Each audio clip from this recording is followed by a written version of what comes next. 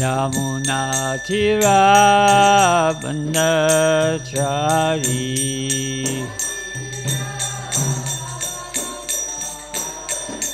Jaya Radha Madhava Kunja Bihari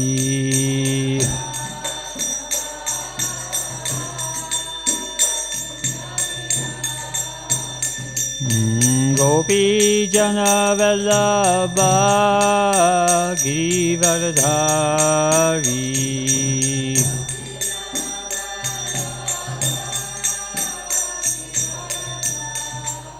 Yasodhanandana Vraja Janaranjana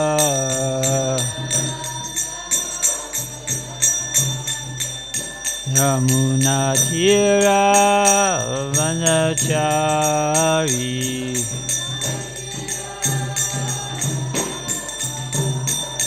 Jaya Radha Madhava Kunja Bihari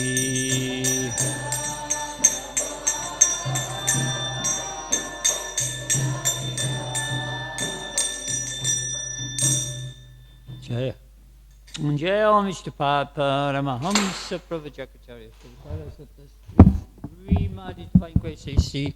Bhaktivedanta Swami Maharaj Srila Prabhupada Ki Nanda Kodi Vaishnava Vrinda Ki ISKCON BBT Founder Divine Grace Srila Prabhupada Ki Srimad Bhagavatam Gantaraja Ki. Oh, glories to the assembled devotees. Oh, glories to the assembled devotees. Oh, glories to the assembled devotees. Oh, glories to Sri Sri Guru and Gauranga. Gaur Premanand.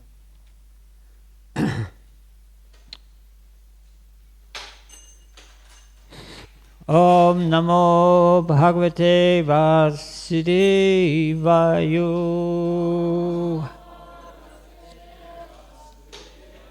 Om Namo Bhagavate Vasudevaya.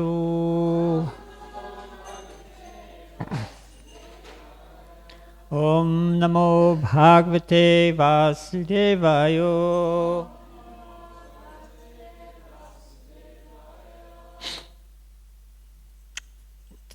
Srimad Bhagavatam, creation of Kumaras and others, Canto 3, Chapter 12. We start with text 8. Savairo Rado Devanam Purvajo Bhagavan Bhava Namani Kurumedata Stanani cha Jagadguru Savairoda Devanam Purvajo Bhagavan Bhava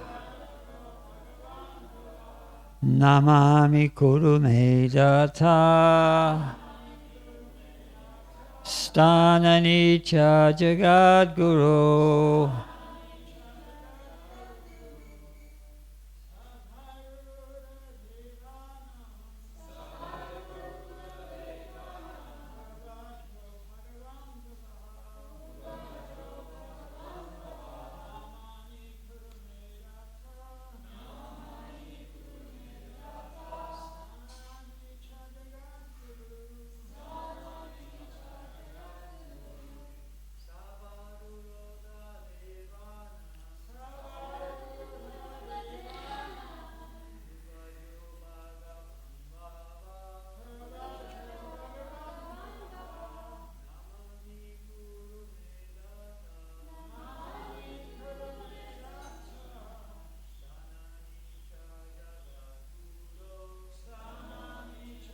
Jagat Guru. Sabe Roda Devana.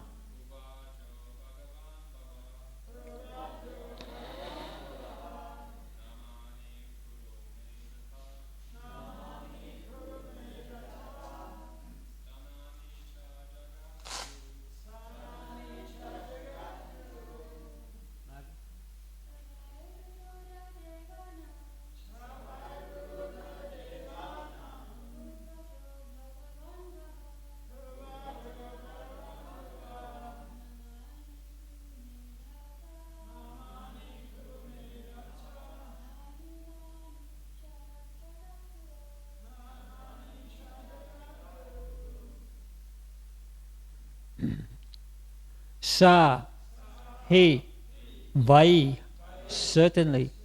Ruroda, cried loudly. Devanam Purvaja, the eldest of all demigods. Bhagavan, the most powerful. Bhava, Lord Shiva. Namani, different names. Kuru, designate. Me, my. Data, O destiny maker. Stanini, places. Cha, also. Jagat Guru, O teacher of the universe. After his birth he began to cry, O destiny maker, teacher of the universe, kindly designate my name and place. So there's no purport to this, but I'll just give a quick backstory. We'll keep going another couple of verses, but I'll read a couple of verses before so we get this purport, this text into context. So text number 6 read, on the refusal of the sons to obey their father, there was much anger generated in the mind of Brahma, which he tried to control and not express. So the sons, we know, were the 4 Kumaras, who were great sages, and they were absorbed in transcendence. So when Lord Brahma asked them being the firstborn, a lot of entities wanting to come into this universe, said that the lotus stem of Lord Vishnu was white hot, living entities' desires to come out and enjoy the material universe, to being cooped up in the body of Lord Mahavishnu for a very, very long time. So the sons refused. They said no, and as a result they only took the bodies of 5-year-olds so they would not be contaminated by any of the modes of material nature, so they could continue on their path of spirituality. So Lord Brahma became angry, and text 7 says, although he tried to curb his anger, it came out from between his eyebrows, and a child of mixed blue and red was immediately generated. Text number 8, as we read, after his birth he began to cry, O destiny maker, teacher of the universe, kindly designate my name and place. So of course, Prabhupada just described in the purport there, the face of anger is the same whether exhibited due to ignorance or knowledge. Although Brahma tried to curb his anger, he could not do so, and even though he's supreme being, such anger is the true colour, in its true colour, come from between the eyebrows of Brahma as Rudra, mixed of colour, ignorance and red, because anger is a product of passion and ignorance. So there, that was the birth of Lord Shiva. So Lord Shiva is a little boy and he's crying, where am I going to go? Because he's in charge of the mode of anger. There's 3 modes, goodness, passion. Well, he's in charge of mode of ignorance. So there's 3 modes, goodness, passion and ignorance. So Lord Brahma, he's got such a loka, everything's there revolving around the mode of goodness, so it's a natural question for him to ask, where am I going to go? Because I'm in charge of mode of ignorance. So text number 9, the all-powerful Brahma who was born from the lotus flower, pacified the boy with gentle words, accepting his request, and said, "Do not cry, I shall certainly do as you desire." Text number 10.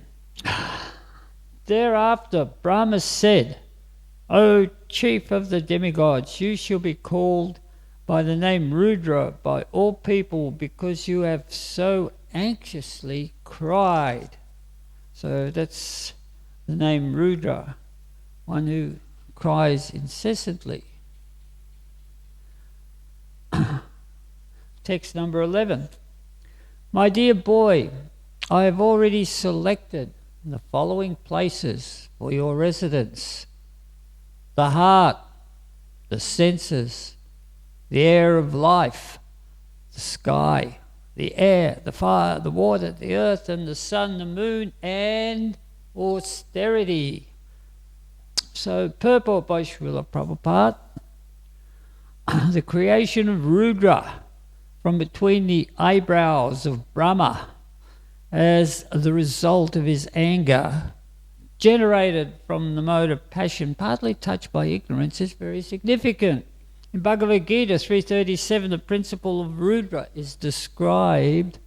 Krodha, anger, is the product of kama, lust, which is the result of mode of passion.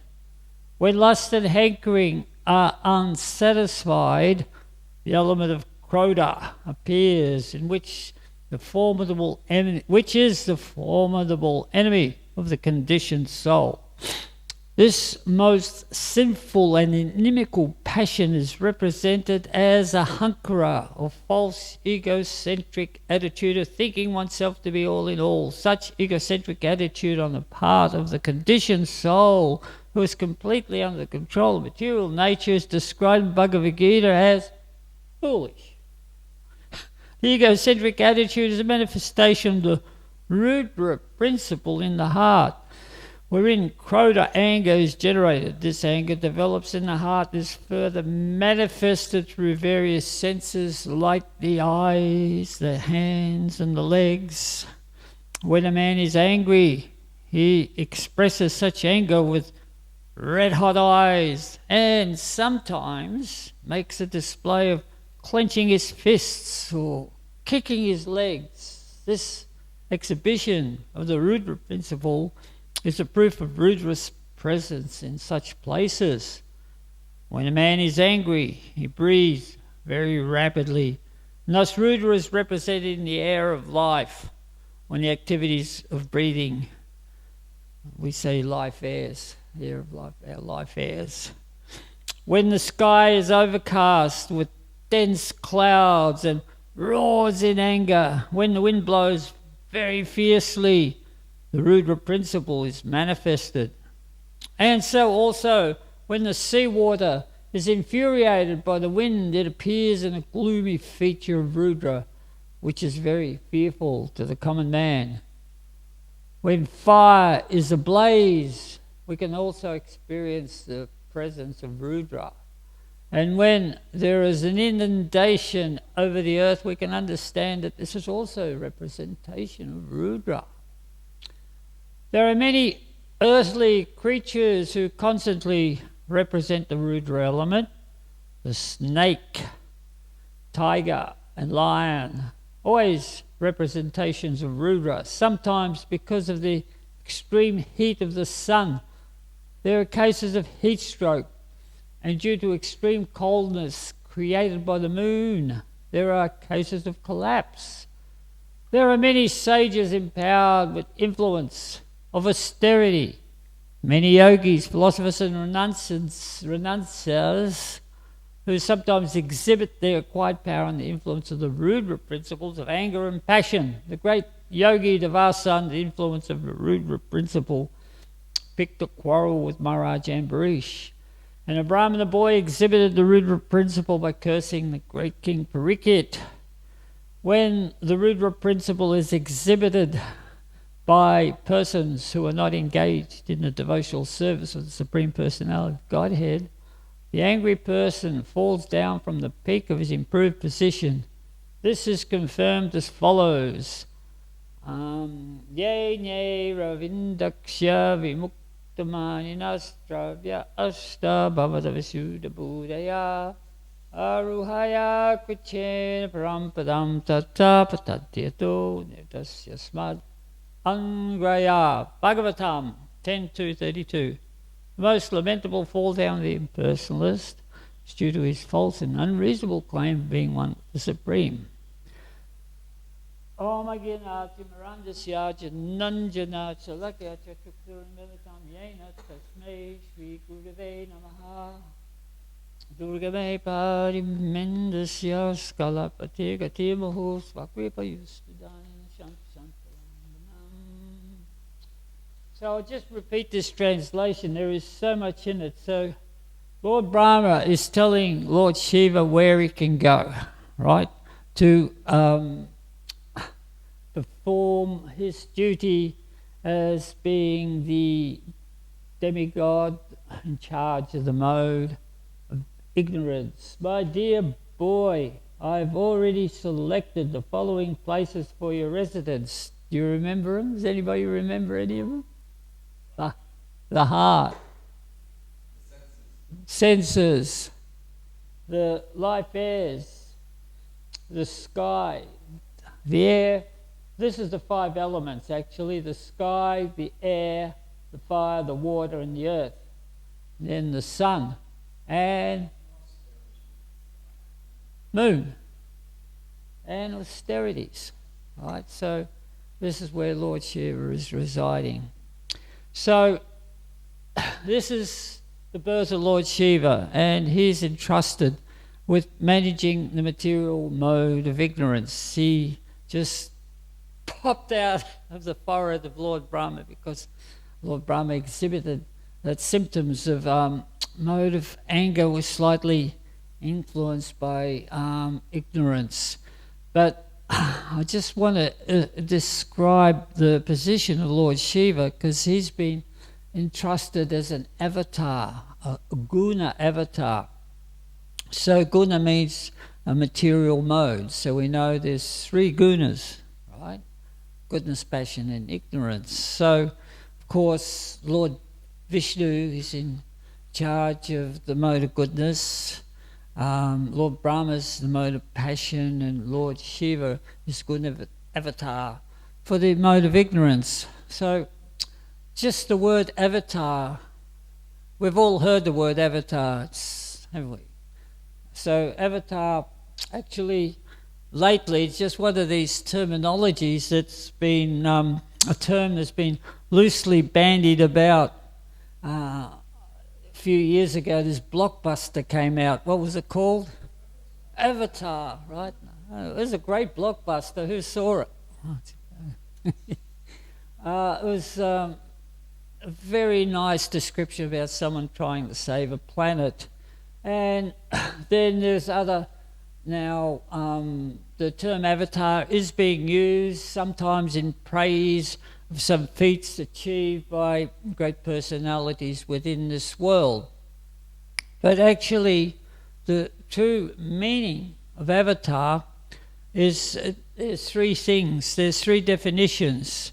One, avatar means a manifestation of a deity.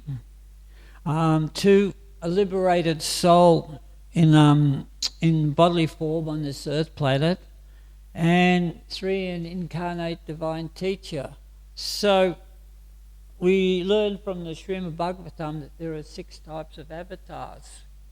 So I'll just see, I'll go through them. Hopefully you might remember some of them, but very important. So we are first avatar. We will talk about the guna avatars. So we've started this one already. Lord Shiva, Lord Brahma, and Lord Vishnu. Right, the triangle. Very easy. So then we have the Purusha avatars. So the Purusha avatars are the different expansions of Lord Vishnu. So we have Mahavishnu, the great Vishnu. We have Garbhodakshay Vishnu. We have Chiradokshay Vishnu. And then the third avatar, third type of avatar is the Leela avatar. So we have the incarnations of Krishna that come for different functions, just like Lord Nrsimhadev comes to save the world from Hiranyakasipu, or Vamanadev comes to save the demigods from the demons, dwarf incarnation. We have Mohini Murti, who comes to save the elixir of immortality wrested from the hands of the demons. And there are so many. These are Leela avatars, that they come for a particular form of pastime. So then we have the fourth one. We've got three already. Fourth one is the Manvantars. It's all the different Manus. So we know that in one day of Lord Brahma there are 14 Manus, and they all have a name, and so they're the Manvantars. And the fifth one is the Yuga. How easy is this? They're so easy to remember, we know them all already. The Yuga avatars, right? So we have 4 Yugas. We all know the 4 Yugas, don't we? Satya, Treta, Dwapara, and Kali Yuga. So we're in Kali Yuga, right? So each one, there is a avatar for that. So we have the white avatar, the black avatar. Of course, that was Sri Krishna, who came in the last age, the red, white, black. And in this age of Kali Yuga, the colour of the avatar is gold, yellow. That's Sri Caitanya Mahaprabhu. And of all the avatars, he is the most famous avatar. Lord Chaitanya is the golden avatar, the incarnation for this age of Kali, and he has come to give us the process of self-realization in this age of Kali. We're so fortunate to have the mercy of Lord Chaitanya, and he only came 500 years ago. Of all the avatars, we read about them, their glorious feats. We don't know what yuga they came in or how many millions years ago they came. But hey, Lord Chaitanya came here 500 years ago. How close is that? You can go to Mayapur and you can see where he was born, where he had kirtan, all the places he went to with all his devotees. So exciting. So we have one type of avatar left now, the 6th one, which is the Shaktavesh. So that is the soul, liberated soul who comes to preach God consciousness on this earth. So there are a number of those. Lord Buddha's described the Shaktavesh avatar. Is that correct, Mani? Yes. Rishabdev, King Prithu, these are all in the pages of Bhagavatam. So I just thought I'd explain the real meaning of avatar. So sometimes there's some confusion, and then you hear that. So avatar always pertains to the personality of Godhead. Either he's performing pastimes, or he's preaching, or he's an incarnation to teach the humanity the way forward to get out of this material world. So Lord Shiva is a good avatar, and is in Tamagun, which poses that question, mode of ignorance, where do I go? So Lord Brahma explains, so we've already said that, in the heart, the senses, the life airs. So the life airs are revolving around the chakras in our subtle body, the 5 elements, earth, air, fire, water, ether, moon, and lastly austerities. So austerities is a little bit different from everything else there. We'll discuss that later. So even though Lord Shiva is there in his Tamagun, that all these places like the heart, the senses, the mode of goodness and passion is also there, right? So it's not only mode of ignorance that's there within the heart, like for instance, but it's all there. But when there is an interaction, when the 3 modes are there and there's an interaction between the 3 modes, and there always is an interaction, you cannot have a pure goodness in this material world. There's always a tinge. Just like we see in the case of Lord Brahma, he's the most advanced soul in this whole universe, and the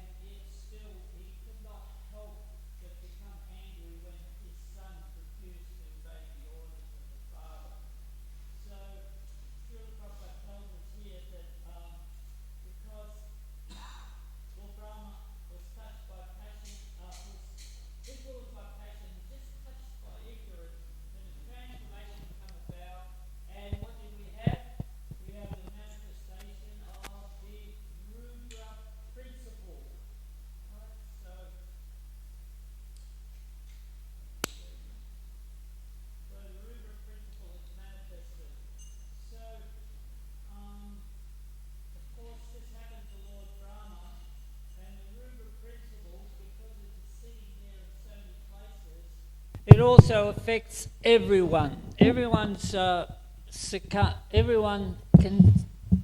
succumbs to this, because this is verified by Arjuna. Arjuna is a great devotee of Krishna, he's a pure devotee of Krishna, and he's saying on the battlefield, he poses that question to Krishna in chapter 3, verse 37. Why is one impelled to sinful activities, even unwillingly, is engaged by force? So Krishna explains the Rudra principle here to Arjuna.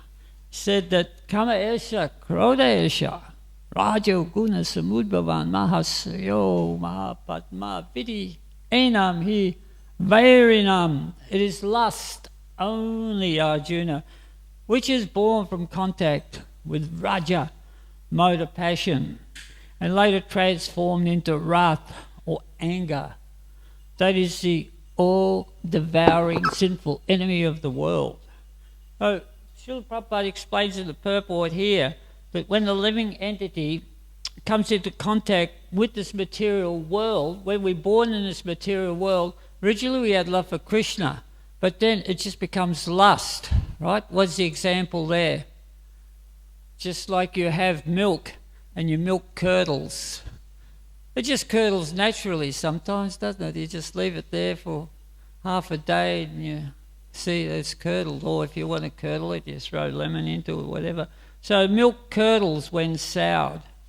And that's the example, that our love for Krishna becomes lust. And as Krishna explains here, is lust only which is born from contact with the mode of passion, transforming into wrath, and it places a person into the illusion, thinking that we're these bodies. And in the material world here, we're doing fine. And this is the case of our ongoing existence, and we can say we remain stuck here forever, right? Birth after birth after birth. Ultimately, the soul is able to extricate, after a period of time, because eternity is a long time, so after some period of time where we dissolved and we come back and dissolve, the soul is able to extricate oneself out of this material labyrinth. And then when we go back to the spiritual world, it was like a bad dream. But while we're here, we're living in this dream. Sometimes it's a total nightmare. Sometimes we have good dreams, whatever. But it's said that the living entity is dreaming. So in Bhagavad Gita, there's a chapter 13 called Nature, Enjoyer and the Consciousness. And in it, there's a very appropriate sloka, chapter 13, verse 22. Purusha prakriti stohi punkti prakriti janguna karana guna sangosya sadasadyoni janmasu, that the living entity in the material nature thus follows the ways of life, enjoying the three gunas, goodness, passion and ignorance. But because of his association with material energy, he meets with good and evil in the various species. So that's where the Rudra principle comes into play. Prabhupada continues on to say in the purport that the manifestation of anger originating from lust, which leads one down that path of ahankara, that's the false ego. Here it is said the false egocentric attitude, thinking oneself to be all in all. This is a manifestation of the Rudra principle in the heart. And then the anger is generated because the material world is full of frustration. And then when the anger manifests, then we have the bodily symptoms. Prabhupada talks about the different bodily symptoms. So I've just sort of related to myself, okay, what happens when I become angry? Some of the symptoms here, the shaking of the hands. I did see that once. I don't believe my hands have ever shook that hard when I was angry. But then I went down there once a couple of years ago. There was Maitreya. He was in charge of the Krishna village. And I said, I've pulled someone out of the Krishna village and I put him somewhere else. And he just got so angry that I've never seen anyone's hand shake like this. You know, he was so mad, he was just trying to contain his anger. I thought, whoa. So I'm getting close here to boiling point. So, but within myself, you know, what happens when anger manifests? Well, the voice chokes up, the breathing becomes heavy, or in my case, I think that I stop breathing, I can't breathe. So that's the life airs are affected. That's the Rudra principle where life airs become all upset. So we all have different symptoms of anger and how badly, how deeply angered we become. Then we have these bodily manifestations. The mind, it just draws a blank, our words choke up, we can't enunciate ourselves properly. And so definitely we just become under the sway of the Rudra principle, which is the mode of passion and ignorance.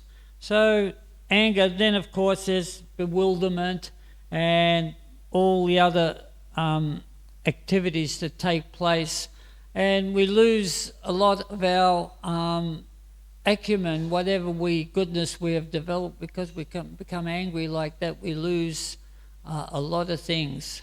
Like for a leader to actually lose it in such a way, sometimes become angry, he loses his good reputation and his good standing and so on and so forth. So Prabhupada also talks about the different places here, the five elements. So the sky, so when we see the dark clouds, ominous clouds, and the lightning in the sky, and we have this tremendous crack of thunder, so that's also the Rudra principle, which gives fear to the heart. The fierce winds, the storm, just like we have the cyclone coming off the coast of Queensland there, that's manifestation of the Rudra principle. The sea, the water, the sea becomes all stormy and agitated, and when you see the sea you hear the roaring of the sea, so that the fierce winds whipping it up. So Rudra principle again, fires, bushfires, very, very fearful. So we can see that within the material world, the Rudra principle is very prevalent. And particularly in this age of Kali, which is the age of quarrel, hypocrisy, and people have forgotten their relationship with the Supreme Person.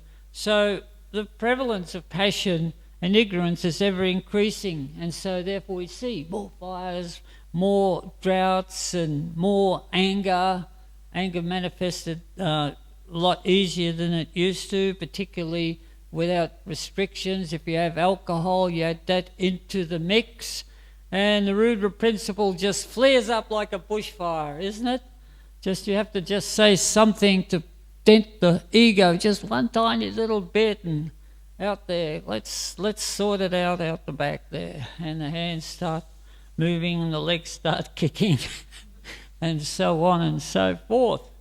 So of course in Kali Yuga the rains dry up, we feel the heat of the sun, and everybody is now saying this, the climate change, like in Sydney and Melbourne, temperatures in the mid-40s, people are just sweltering. So this is on the increase, the misery of living entities is increasing, and of course we know it's due to the sinful reactions that are performing in this age of Kali, and the result is that we're refusing to accept that Sri Krishna, God, is the proprietor of everything. And we're being attacked by the material energy for doing so. Just like Prabhupada enunciates that the Rudra principle is also within different animals. Do you remember the animals that he spoke about? Yeah, like the brown snake. They're very, very, very angry. So it'll chase after you. So you've got to be careful of brown snakes here, the lion, the tiger. And what about the march flies that we have here? They attack remorselessly. They attack all living beings, the cows and the human beings. So we have all of this. So the Rudra principle. So the fact is that the living entities, Bhagavad Gita, it said in the 3rd chapter, 10th verse, that in the beginning, the Lord of all creatures, Supreme Personality of Godhead, created men and demigods and jagya, sacrifice, offerings of sacrifice. And he said, by this sacrifice, be thou happy, because everything that is needed for your happiness in this material world will be bestowed upon you, and the path to liberation will be open. Right? So this is jagya, very important. So all the jagyas stop now. So the demigods are withholding, so we can understand that the Rudra principle is really, really started to take hold in this age of Kali. So also Prabhupada mentions, here, the moon, right? So Prabhupada mentions that the moon, it's also one of the Rudra principles, and I've been dwelling on that. So here it is said that Prabhupada describes that the moon and its coldness, we don't experience that so much here, but I guess in the northern hemisphere when it is cold and you have the full moon, then the coldness of the moon is felt even more so, and living entities suffer like that. So this is the Rudra principle in the age of Kali. It is very, very easily triggered due to people's being influenced by the age of Kali and the symptoms. Manda, Samanda, Mataya, Manda, Bhagyo, Padrata. That in the age of Kali, people are short-lived, quarrelsome, lazy, misguided, unlucky, and almost always disturbed. So here we go. So we can understand how prevalent, how relevant and prevalent the Lord Shiva is in his position as in being in charge of the mode of ignorance. So Lord Shiva is also in charge of austerities. So here, moon and austerity. So austerities are performed by people, by yogis, penances, to gain powers, to control maybe minds of people and exhibit their prowess. So pages of Srimad Bhagavatam are full of such people, and because they are becoming so much influenced by their austerities and the power they gain, they also become subject to the Rudra influence. A lot of people actually, a lot of the yogis, they perform the austerities to please Lord Shiva, so he will give them a material benediction which they misuse for their own self-gratification. So just as there are so many cases, Prabhupada mentions the Vasu Muni who became offended because the king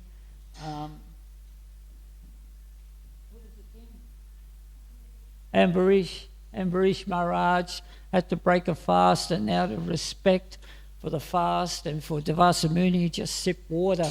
So it could be considered that you either break your fast, you don't break your fast when you drink water. He'd been fasting for a very, very long time, and the whole austerity, he was doing it for Krishna, so the whole austerity was going to be lost if he didn't break the fast by a certain point in time. And Vasu Muni, as we know, is very capricious, so he went to have a bath and he went longer than the fast was going to be broken, so he sipped water. But oh, what an offence. You have eaten without me. How dare you do this?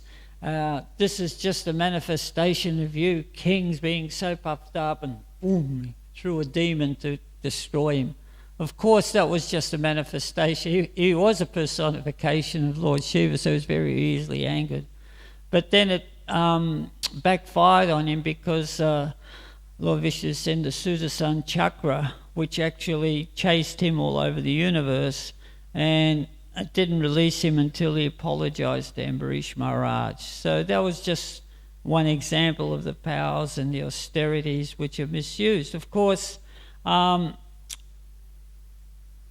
the yogis actually perform such curses, they do lose their austerities also.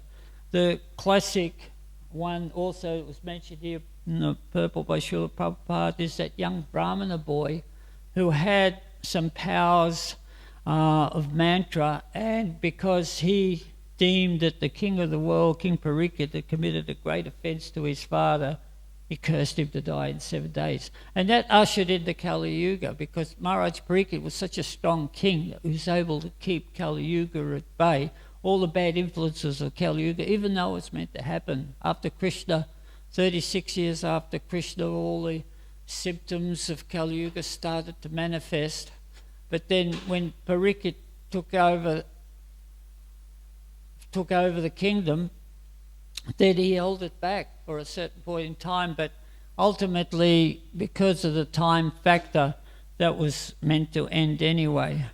So in the age of Kali, as I said, people become very puffed up by the qualities, whether it's beauty, fame, distinction, and they're always put into great agitation because they've got these qualities. They see rivals, or they're fearful that someone's going to take what I have away from me.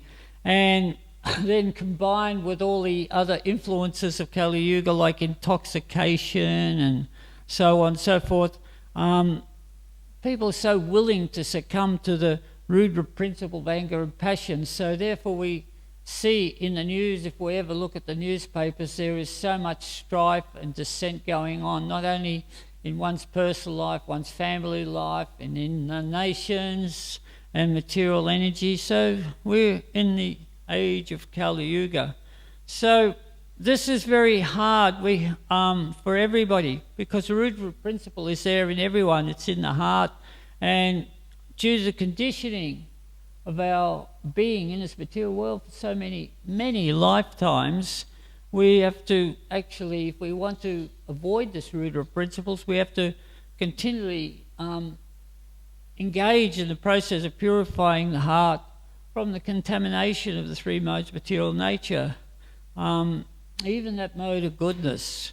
And this is really, really hard to maintain without complete surrender to Krishna. So we have the benefit of so much of the ninefold process of devotional service, but what is really nice is we chant the Shishtaka prayers. What's the first one? Remember that? Chaito Darpanamajanam Bhava Mahagni Nirvapanam. We chant that every morning. Have that sheet. He's got it in his hand. Right? Chaito Darpanamajanam. Well done. So, glories to the Sri Krishna Sankirtan, which cleanses the heart of all the dust accumulated for years and extinguishes the fire of conditioned life. Peter, birth and death. Sankirtan movement is the prime benediction for humanity at large, and because it spreads the rays, benediction moves into the life of all transcendental knowledge. This is the prayer that Lord Caitanya left us, one of the 8 prayers in the Sankirtan movement, the chanting of the holy names of the Lord. So this is the process by which we can counteract the Rudra principle and spread the love throughout humanity and try to just right the ship again, put it on the stable course. So, all glories to Lord Caitanya, all glories to Srila Prabhupada. It's a very, very elaborate purport here, very revealing purport, and gratitude to Srila Prabhupada for enlightening us on how we are situated in this age of Kali. Are there any questions or comments? Bharat, you have something? Yes.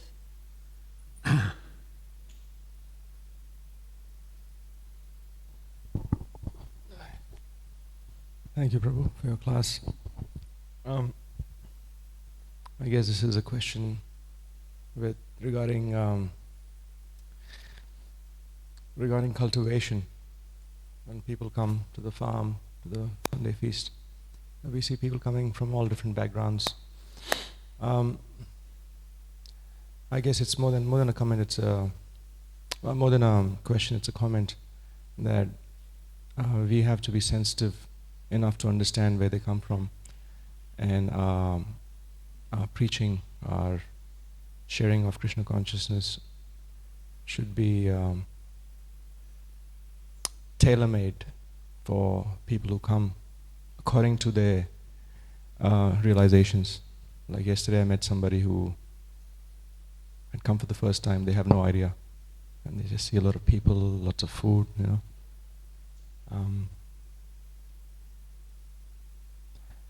And I try and just make a connection with them on a purely friendship level, just make friends with them and gradually cultivate them. On the farm, especially now in the class, we have lots of people who are already following. And they understand the basic etiquette, what it takes to enter a temple. But we attract a lot of people coming from outside, and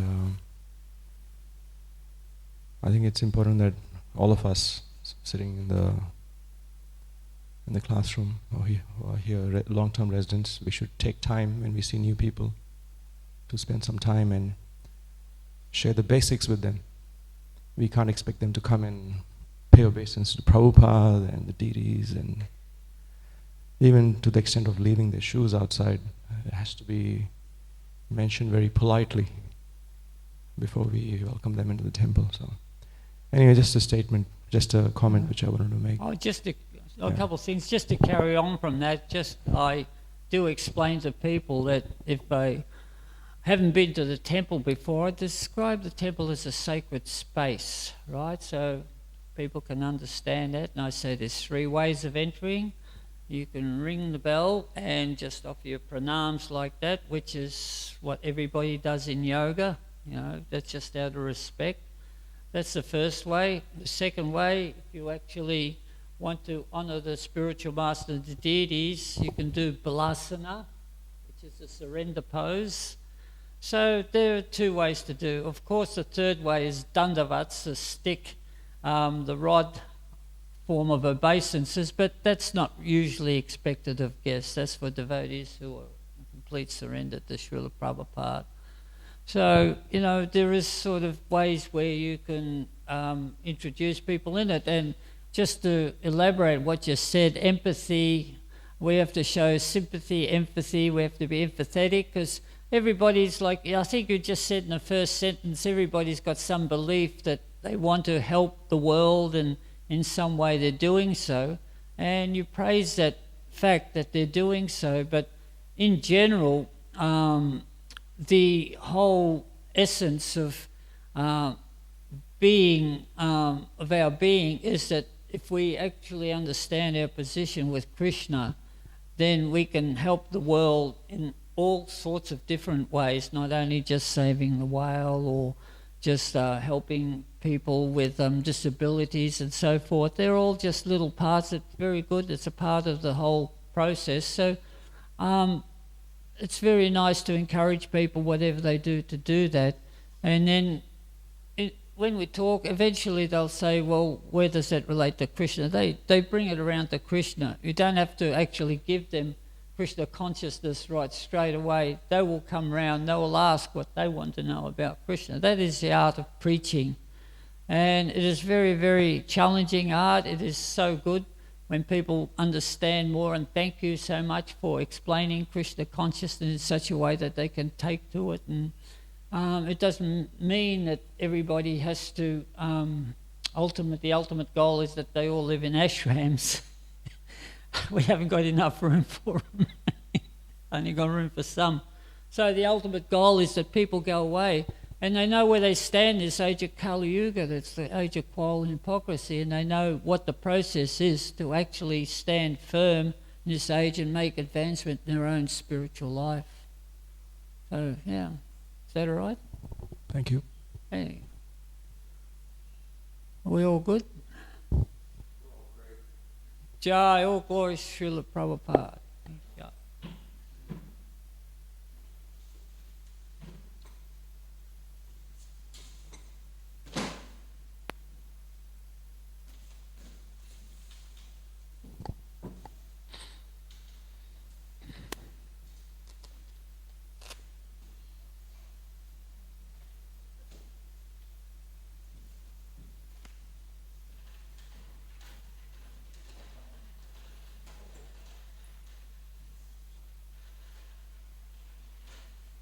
Thank you for your